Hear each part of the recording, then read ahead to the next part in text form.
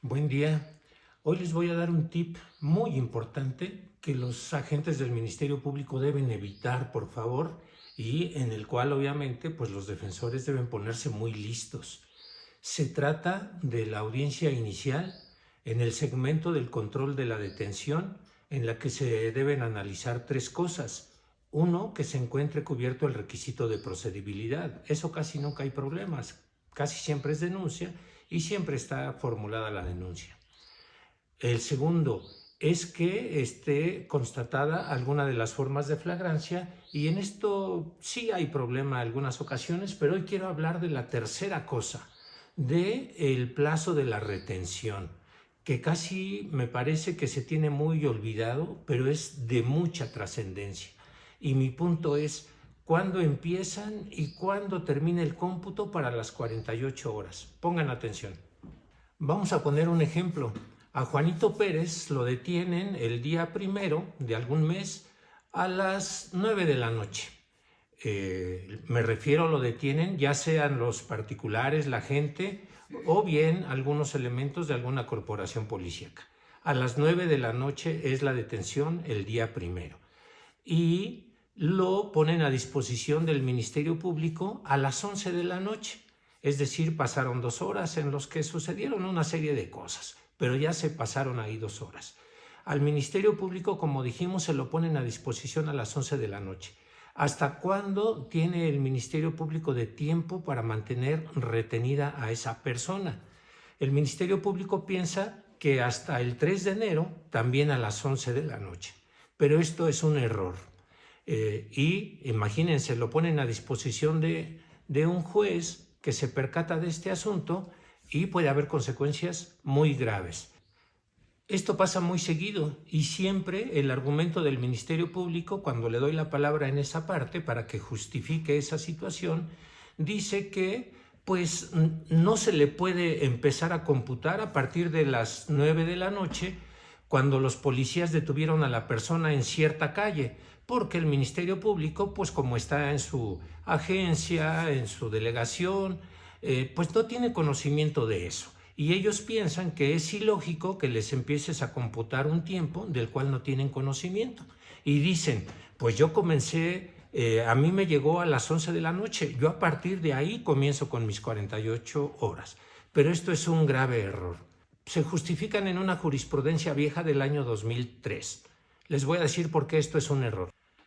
Eso es un error de parte del Ministerio Público porque se apoyan en un criterio jurisprudencial del año 2003. Y también hay por ahí un artículo de la Ley de Amparo que dice que para los efectos del juicio de amparo, ese tiempo de 48 horas empieza en el momento de que el Ministerio Público lo tiene a su disposición. Pero estas dos cosas son contradictorias y van en oposición a la reforma constitucional en materia de derechos humanos del año 2011. Por lo tanto, esa jurisprudencia ya no aplica, porque la jurisprudencia nada más es un criterio interpretativo de la ley. Y cuando la ley cambia, en automático la jurisprudencia se vuelve obsoleta, ineficaz y por lo tanto inatendible. Y el precepto de la ley de amparo no es el más favorable para la persona. Por lo tanto, ninguna de las dos cosas son adecuadas.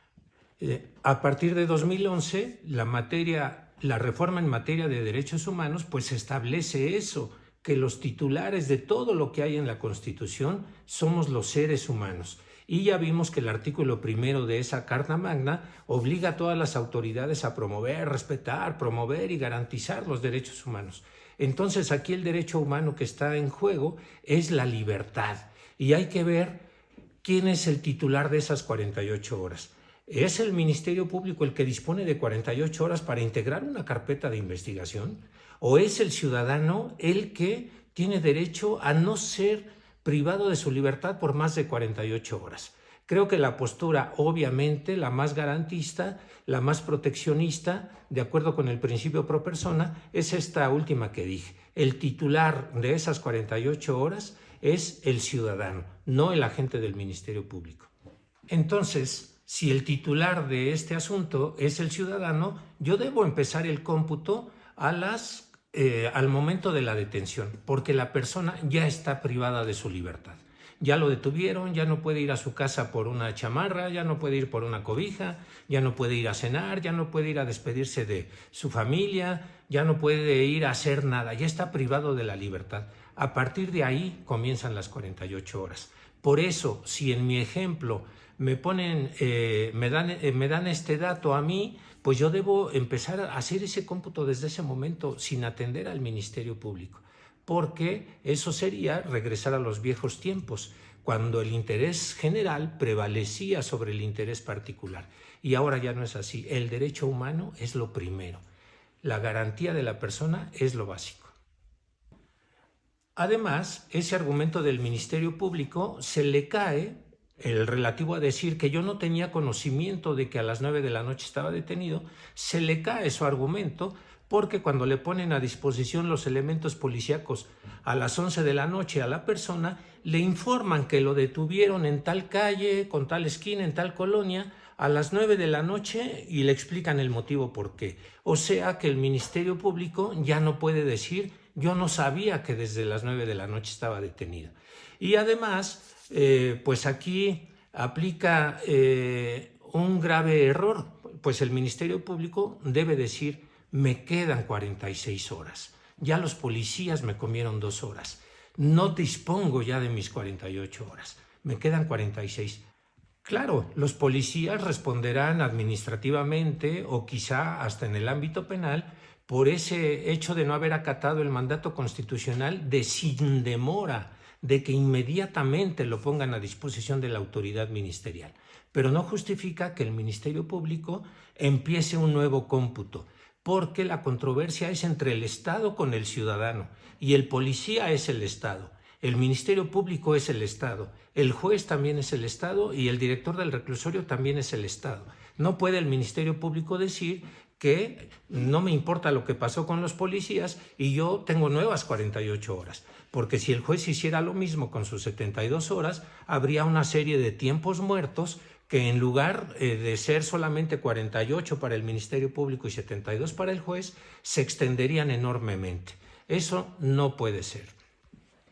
Es lo mismo que el juez. Yo la audiencia la llevo por lo general a mediodía, a las 2 de la tarde, pero me informan que la persona ingresó al centro penitenciario, al reclusorio, desde el día anterior a las 10 de la noche o a las 2 de la mañana o a las 3. Es decir, yo no puedo empezar como juez a iniciar mi cómputo de 72 horas a partir de mediodía o las 2 de la tarde que entro a la audiencia cuando sé de antemano que esa persona ya lleva 8, 10, 12 horas privada de la libertad en el lugar de reclusión y eso sería una irresponsabilidad, un abuso de la autoridad de la ministerial en su momento y de la judicial en este otro punto, de los cuales las cosas no pueden ser así. El ciudadano no es responsable de estas omisiones. Hay que cambiar el criterio, antes como antes y ahora como ahora. Entonces, regresando a mi ejemplo, la persona fue detenida a las 9 de la noche, al Ministerio Público se lo ponen a disposición a las 11 de la noche y el día 3 él piensa que está en lo correcto si lo pone a disposición de la autoridad judicial en el centro de reclusión a las 10 de la noche del día 3 y piensan ir a defender esa postura a la audiencia inicial.